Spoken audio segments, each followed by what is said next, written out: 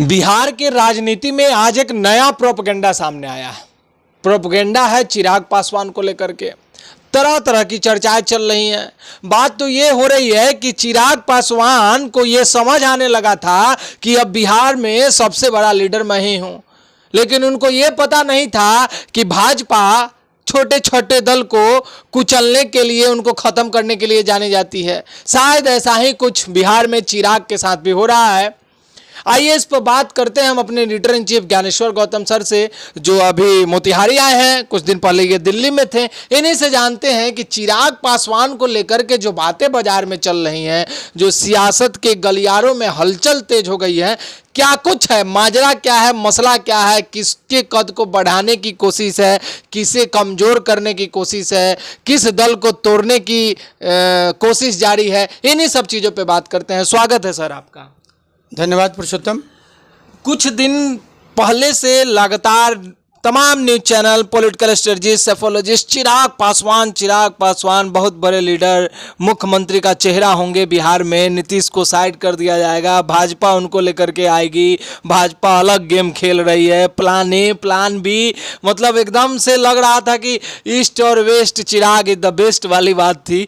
अभी अभी चिराग पासवान को लेकर के जो न्यूज सामने आ रही है, क्या लगता है सर आपको, क्या कुछ चल रहा है? ये उन्हीं का दल, उन्हीं का नेता, एनडीए गठबंधन और इतना सारा माजरा, इतना बवाल, समझ में ही नहीं आ रहा है कुछ।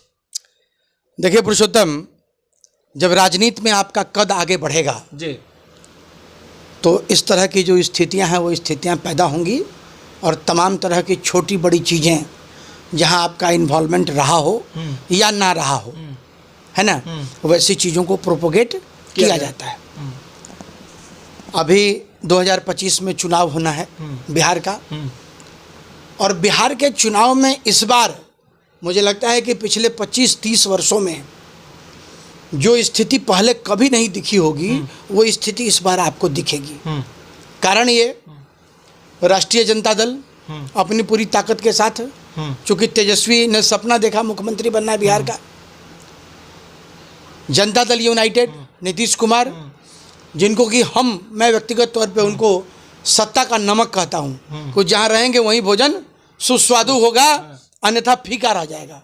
बिना नीतीश के कोई सरकार बना नहीं सकते हैं। भारतीय जनता पार्टी मचल रही है, मचल इसलिए रही है कि किसी भी तरीके से नीतीश से छुटकारा मिल जाए और हम अपने दम पर सरकार बना लें। अच्छा। और फिर उसके बाद एक नया चेहरा, प्रशांत किशोर ने पूरे बिहार में, पूरे राज्य में पदयात्रा की, और पदयात्रा करके उन्होंने भी अनाउंस किया कि भाई हम 243 सीटों पे चुनाव लड़ेंगे और इस बार अपनी सरकार बनाएंगे। ठीक है। एक और चेहरा, पुष्पम प्रिया चौधरी, जिसने 8 जनवरी 2020 को एक अखबार में ऐड दिया, और ऐड ये दिया कि वो सीधे मुख्यमंत्री का शपथ लेने जा रही है। बेसिकली ये भी एक प्रोपेगेंडा था, ताकि पूरा बिहार एक बार रिकॉग्नाइज कर ले कि एक पुष्पम प्रिया चौधरी भी है जो अपने दल के साथ इस बार चुनाव लड़ने आ रही है। इस बार तैयारी हो रही है, आम आदमी पार्टी भी बिहार की धरती पे अपना परचम लहराने की कोशिश करेगी। इस बार वो भी चुनाव लड़ने की तैयारी कर रही है। तो इस बार का जो चिराग पासवान को सर मैंने वही चिराग पे आ रहे हैं। चिराग पासवान तो देखिए एनडीए का हिस्सा है चिराग पासवान, हालांकि नीतीश जी भी हिस्सा है।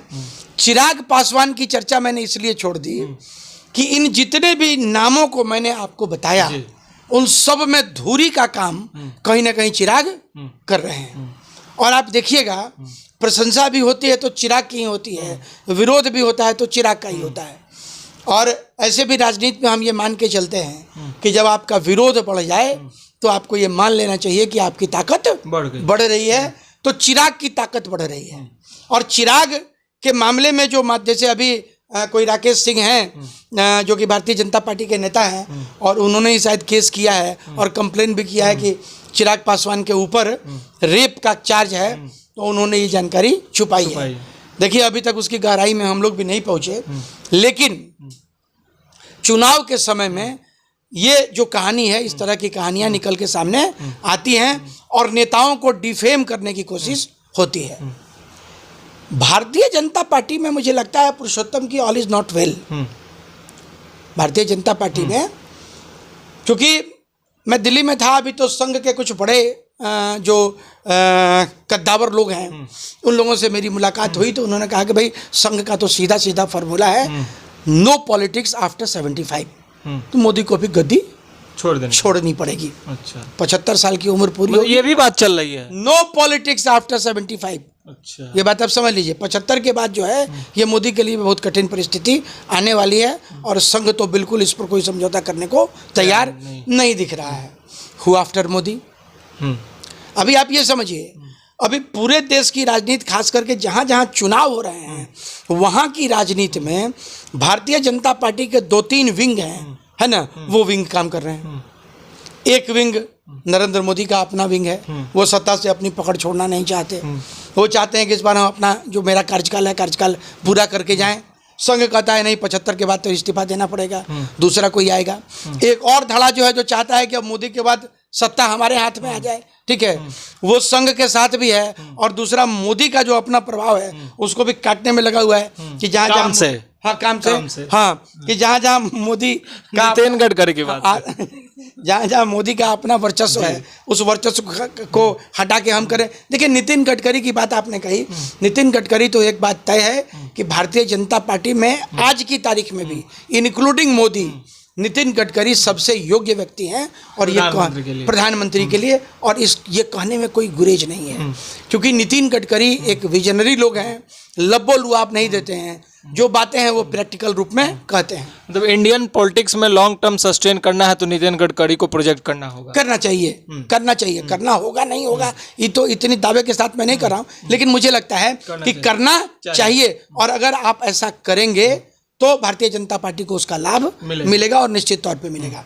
नितिन गडकरी संघ के भी पसंदीदा लोग हैं और बड़ी बेबाकी के साथ अपनी बात कहते हैं, इवन सरकार के पक्ष की बात हो या सरकार के विपक्ष की बात हो, नितिन गडकरी अपनी बात पूरी बेबाकी के साथ कहते हैं। हम चर्चा कर रहे थे चिराग की।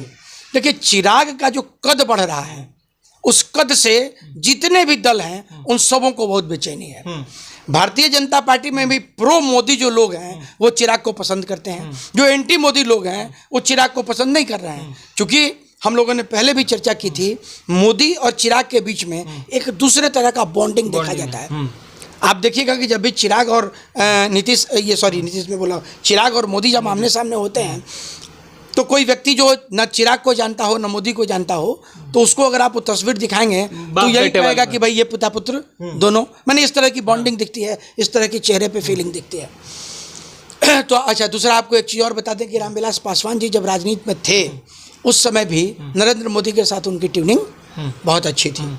इधर आपको बता दें कि इधर एक नई कहानी सामने आई और ये बात भी सच है कि जब रामविलास पासवान जी अपने अंतिम समय में थे तो बड़े भावुक थे और उन्होंने 3 लोगों से बात करने की इच्छा जताई थी। उन 3 लोगों में एक लालू यादव भी थे।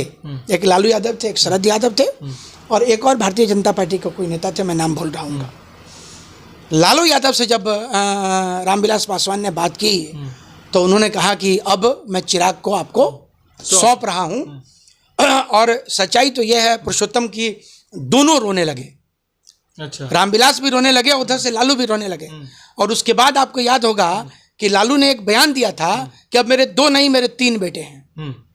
चिराग पासवान को लेकर मेरे 2 नहीं 3 बेटे हैं। और इसीलिए आपको एक चीज और बता दें, आप देखिएगा कि तेजस्वी कभी चिराग पर और चिराग कभी तेजस्वी पर तीखा हमला नहीं करता है। ठीक है ना, तीखा हमला नहीं करता है। आने वाले समय में राजनीति में ये किस करवट बैठेगा ये कहना मुश्किल है, लेकिन सत्ता है, सत्ता का समीकरण है, मुख्यमंत्री की कुर्सी कुर्सी का सवाल है। लेकिन चिराग पासवान आज के तारीख में यदि आप देखेंगे तो मुझे लगता है कि चिराग पासवान का जो करंट है वो करंट तेजस्वी के करंट से भी ज्यादा है। अगर एक चीज मैं आपको बताऊं कि कॉम्बिनेशन की बात होती है, कॉम्बिनेशन में अगर आप देखें चिराग और तेजस्वी ये दोनों भी अगर एक मंच पे आके चुनाव लड़े तो मुझे लगता है कि एब्सोल्यूट मेजॉरिटी तो ले ही आएंगे। एनडीए नीतीश ये साथ मिलकर चुनाव लड़ें, एब्सोल्यूट मेजॉरिटी आएगी।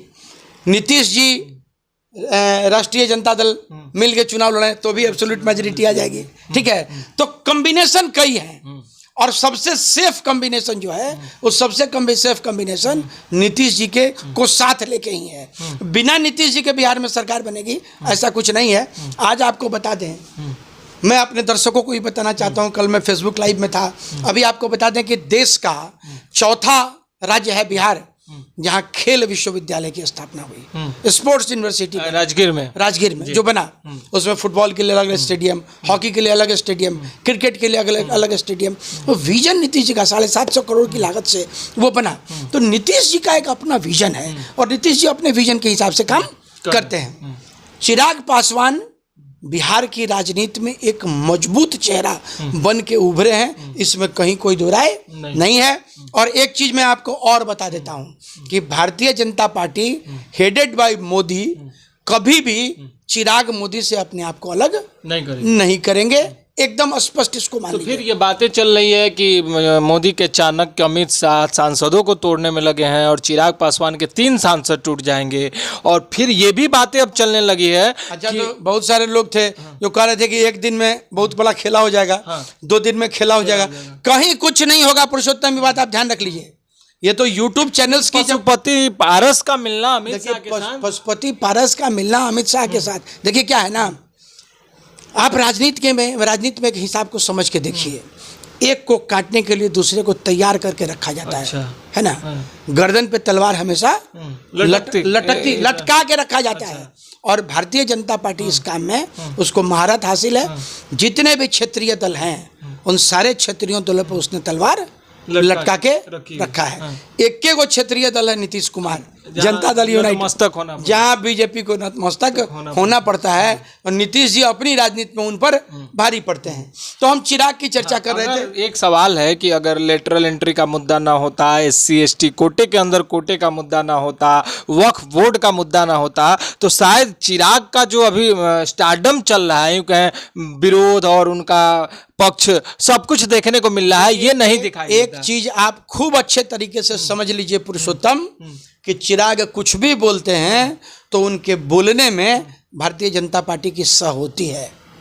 अच्छा, ये भी बात है, ये भी बात है, ठीक है। अगर वो कुछ बोलेंगे तो उसके पहले वो इनर कैबिनेट में तय हो जाता है कि चिराग की तरफ से ये बोलना है ना।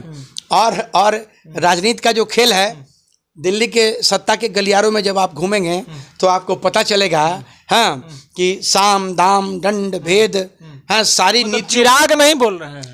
देखिए, चिराग किसी भी स्थिति में भारतीय जनता पार्टी से अलग नहीं जा सकते हैं, इसको गांठ बांध लीजिए। ये एक और एक बात और भारतीय जनता पार्टी की चली, भारतीय जनता पार्टी की स्थिति मजबूत रही तो चिराग अगले मुख्यमंत्री होंगे बिहार के, इसमें भी कोई गुरेज। एक सोची समझी साजिश से चिराग की क्रेडिबिलिटी को, चिराग के स्टारडम को बढ़ाने। आपको बताइए, कोटे के अंदर कोटा, अगर ये बात इसका अगर समर्थन नहीं करेंगे चिराग, उनकी अपनी स्थिति क्या होगी? बिल्कुल खराब हो जाएगी। अपनी स्थिति खराब होगी, क्योंकि आज की तारीख में उनको फंड कौन देता है, उनको पैसा कौन देता है? उनको अपना समाज देता है। ताड़ी बेचने वाला तो उनको नहीं देगा ना पैसा कौन देगा? पैसा देगा जो सम्रांत है उन्हीं के समाज में। और मैं आपको बताऊं, पासवान समाज में एक पर एक दिग्गज लोग हैं जिनके पास पैसा नहीं, उनको आप धरपशु कर सकते हैं, ठीक है। तो ऐसा कोई काम चिराग नहीं करेंगे जिस काम से उनकी जो अपनी बिरादरी है उस बिरादरी से भी उनको नुकसान का सामना करना पड़े। इस चीज़ को बिल्कुल तय मान लीजिए। चिराग एक मजबूत चेहरा है और चिराग आने वाले समय में बिहार का मुख्यमंत्री बने तो फिर नीतीश कुमार का क्या होगा? देखिए, नीतीश जी की राजनीति तो अब ढलान पे है ना। इसके बाद नीतीश जी अभी नीतीश जी की जुबान लड़खड़ा जाती है, कभी कभी बोलना कुछ चाहते हैं, उम्र का भी तकाजा है। और मुझे लगता है कि इस चुनाव के बाद संभवतः नीतीश जी भी 5 साल में मुख्यमंत्री रहेंगे आने वाले समय में। नहीं, मुझे नहीं लगता है। और इस बार हो सकता है कि नीतीश जी अपने जो उनके सबसे विश्वास पात्र हैं आज की तारीख में बिहार की राजनीति में, हो सकता है कमान उनको मिले। हो सकता है कि विजय कुमार चौधरी को, थोड़ा सा जदयू पे बात कर लेते। अशोक चौधरी का भी अभी बयान आया है। अशोक चौधरी के बयान से काफी नाराजगी और जदयू में फिर अब 2 फाड़ दिखने लगे। देखिए, अब एक बात समझिए, कहीं कोई फाड़ फूर नहीं है, ठीक है। हाथी के दांत 2 हैं, खाने वाले अलग हैं, दिखाने वाले अलग हैं। किसी भी जातिगत स्थिति में किसी दूसरे जात को अगर गर्म करना है ना, तो पॉलिटिशियन इस तरह का बयान जानबूझ के देता है ताकि माहौल गर्म रहे। आपको बताएं कि हम पिछले दिनों बेंगलोर में थे, तो बेंगलोर में भारतीय जनता पार्टी के जो IT सेल के कुछ लोग थे, है ना, तो उन लोगों के बीच में बैठे थे। एक दिन शाम में पार्टी साटी चल रही थी, तो चर्चा हुई, तो चर्चा हुई में जो बातें निकल के आई, आपको बताएं कि क्वेश्चन भी क्रिएट वही लोग करते हैं, ठीक है, हाइप बनाते हैं, जवाब भी उसका वही लोग देते हैं। अच्छा। हाइप क्रिएट कर देंगे पूरा सोशल मीडिया पे, ठीक है, और उसके बाद पब्लिक के डोमेन में उसको छोड़ के चले आएंगे। ठीक उसी तरीके से जैसे आप मोदी की सभा में देखेंगे कि 50 आदमी मंच के बाएं, 50 आदमी मंच के दाएं, मोदी मोदी मोदी चिल्लाना शुरू करेंगे, 5 मिनट चिल्लाएंगे, उसके बाद इसी चीज को जनता अडॉप्ट कर लेती है, उसके बाद वो लोग उठ के दूसरे इवेंट में चले जाएंगे।